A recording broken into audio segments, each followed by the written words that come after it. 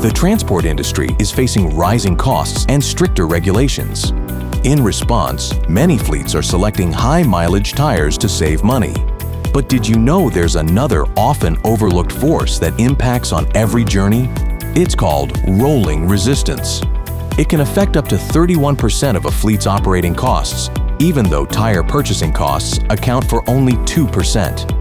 Rolling resistance occurs as a tire momentarily deforms in motion, causing energy loss through heat. Reducing it saves fuel, which means lower CO2 emissions. That's why we developed rolling resistance optimized tires as the perfect addition to our mileage experts. We ran a comparison under predefined conditions.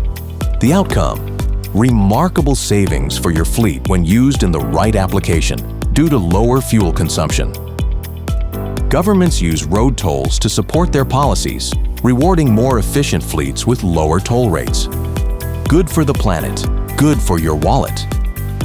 Then there is the Vecto calculation tool, which makes sure OEMs meet CO2 targets by prioritizing rolling resistance, while fleets benefit from enhanced fuel efficiency.